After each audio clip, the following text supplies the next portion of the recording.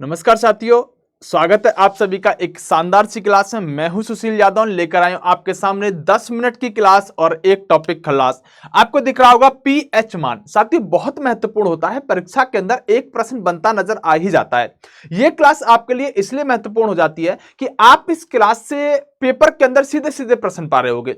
यानी कि आप इत्मीनान के साथ अगर इस क्लास को देख रहे हो तो आपका 10 मिनट के अंदर एक टॉपिक कंप्लीट हो जाता है। वैसे तो आज हम 10 से भी कम मिनट में इस टॉपिक को खत्म करेंगे, क्योंकि आप जानते हैं पीएच मान वही हम करेंगे जो परीक्षा में पूछे जाने की संभावना बहुत ज्यादा होती है या फिर परीक्षा में आज तक पूछे गए। तो दोस्तों शुरुआत करते हैं अपनी वीडियो की। छोटी थोड़ी सी वीडियो रहेगी आज की, कोई समस्या नहीं है, लेकिन एक टॉपिक हम कल आज कर रहे होंगे। ये हमारे रेलवे के साथियों बैच है, जाकर आप इन्हें ले सकते हैं। ये हमारे पीडब्ल्यू एप्लीकेशन पर आपको मिल जाएंगे।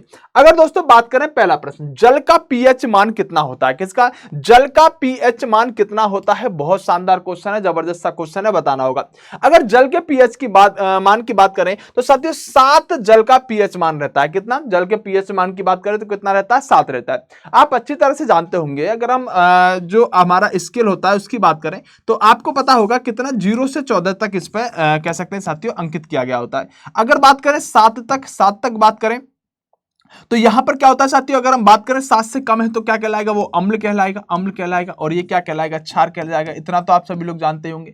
अगर दोस्तों बात करते हैं तो जल का पीएच मान कितना है? 7 है। 7 के साथ नमक का पीएच मान कितना होता है? तो दोस्तों नमक का पीएच मान भी आपका 7 ही होता है। क्या? नमक का पीएच मान भी कितना होता है? 7 होता है। कितना? नमक का पीएच मान 7। ये याद रखने होंगे, ये परीक्षा में सीधे सीधे बन रहे होंगे। और आज जो मैं आपको 10-15 क्वेश्चन कराने वाला हूं वहां से प्रश्न हमेशा आता है, तो क्यों ना आज उनको एकदम से कंप्लीट कर लिया जाए और कोई समस्या ही ना आए।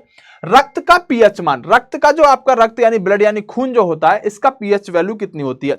अगर बात करें साथियों 7.4 इसकी पीएच वैल्यू होती है। कितनी? 7.4 इसकी पीएच वैल्यू होती है। राइट आंसर आपका क्या हो जाएगा? राइट आंसर आपका ए हो जाएगा। आंसू जो होता है साथियों, आपका जो आंखों से निकलता है, आंख से झलका आंसू और जा टपका, ठीक है, तो आंसू का पीएच मान कितना होता है आपको बताना होगा। 8.4, 7.4, 7.9 या 6.4। राइट आंसर क्या होगा? फटाफट से स्पीड से बताइएगा। राइट आंसर जो रहने वाला है 7.4 ही इसका राइट आंसर रहने वाला है। राइट आंसर क्या होगा? इसका बी बिल्कुल राइट आंसर रह रहा होगा। अगला क्वेश्चन है साथियों यहां पर, नींबू का पीएच मान, यानी कि नींबू का पीएच मान कितना है? तो बताओ, नींबू का पीएच मान अब 7 से कम होगा, 7 से ज्यादा होगा? क्योंकि नींबू क्या है? एक अम्ल का है, तो हम कहेंगे ये तो काट ही सकते हैं, ये तो काट ही सकते हैं। तो राइट आंसर क्या हो जाएगा साथियों? इसका राइट आंसर जाएगा 2.4। कितना अम्ल है आप जानते हैं नींबू के बारे में, तो इसका राइट आंसर क्या हो जाएगा? आपका 7.4 हो जाएगा नींबू का पीएच मान। दोस्तों अगर हम बात करें दूध का पीएच मान कितना है? किसका? दूध का पीएच मान कितना है? तो जब भी दूध के पीएच मान की बात करेगा तो दूध का पीएच मान जो रहेगा वो 6.4 रहेगा। कितना? 6.4 रहेगा। ऐसे याद रख सकते हैं 64 रुपए लीटर ही दूध आजकल चल रहा है, लगभग 64, 60, 62, 64 के आसपास रहता है। तो 6.4 यहां पर दूध का पीएच मान होता है। बात क्लियर है? चलें आगे। सिरके, वेगनर जिसे कहते हैं हम, सिरके का पीएच मान कितना है? और इंपॉर्टेंट क्वेश्चन होगा, क्योंकि पीएच मान अगर हम बात करें सिरके का कितना है तो लगभग 3, यानी कि पहला ऑप्शन इसका राइट हो जाएगा सी। सिरके का पीएच मान 3 के बराबर होता है। बात करते हैं शराब, क्या? शराब, वाइन जो होता है, शराब का पीएच मान कितना है? 2.4, 6.4, 7.2 या फिर 2.8। साथियों अगर हम शराब के पीएच मान की बात करें तो शराब का पीएच मान जो रहता है वो कितना रहता है? बात करें तो 2.8। कितना? 2.8, यानी कि 2.8 यहां पर कह सकते हैं शराब का पीएच वैल्यू रहती है। आगे बात करते हैं मानव की जो लार होती है ना, जो लार होती है मुंह से जो निकलती है, मानव की लार का पीएच मान कितना होता है? तो यहां पर एक अनुमान लेकर चलेगा कितने से कितने होता है, कितने से कितने होता है। तो मानव की लार का अगर हम पीएच मान की बात करें तो मानव की लार जो है साथियों हम कह सकते हैं 6.5 से लेकर 7.5 तक मानव की लार का पीएच वैल्यू होती है। ये आपने बायोलॉजी में खूब पढ़ी होगी, आप इसे भूल मत जाना, बचपन का प्यार है। अगले क्वेश्चन की तरफ बढ़ते हैं। समुद्र जल का पीएच मान कितना होता है? अब एक तो हो गया सामान्य जल, नॉर्मल जिससे आप यूज करते हैं, एक हो गया समुद्र का जल। तो समुद्र के जल का पीएच मान थोड़ा अलग मिलेगा। कितना मिलेगा? 8.5 रहेगा। कितना? 8.5 यहां पर समुद्र के जल का पीएच मान रहेगा। राइट आंसर क्या हो जाएगा इसका साथियों? सी हो जाएगा।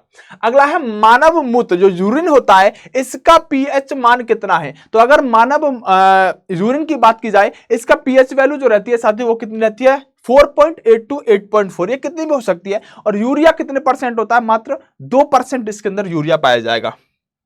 अगला है पीएच पैमाने का पता किसने लगाया। यानी पीएच पैमाना जो है, हम ये जो अभी आपको मैंने पहली स्लाइड पे जो बताया कि 0 से 14 तक, ये किसने इसका पता लगाया, तो सारेंसन है। हाँ सारेंसन है। राइट आंसर क्या हो जाएगा, राइट आंसर इसका ए हो जाएगा। बिल्कुल सही प्रश्नों का आपने आंसर दिया है सारे का, बहुत ही बेहतरीन तरीके से आपने साथियों क्वेश्चनों का आंसर दिया है। आप सभी लोग जानते हैं कि 10 मिनट की एक क्लास में हम एक टॉपिक को खलास कर रहे हैं, 10 मिनट से आपके लिए बेहतरीन तरीके से लेकर आ जा रहा है। आज की वीडियो थोड़ी सी इसलिए छोटी थी क्योंकि यही वह पीएच वैल्यू है जो आपसे हमेशा ज्यादातर पूछी जाती है, फालतू की चीजों का कोई मतलब नहीं बनता। इसलिए जुड़े रहिएगा, लगे रहिएगा, बेहतरीन तरीके से छोटी सी वीडियो से आप एक टॉपिक को खत्म कर सकते हैं, इस बात को आप अच्छी तरह से जानते हैं। तो आप सभी का वेरी वेरी थैंक यू साथियों, मिलते हैं अगली क्लास में, हमेशा इसी तरह से जुड़े रहिएगा। बेस्ट ऑफ लक, नमस्कार, जय हिंद मेरे दोस्तों।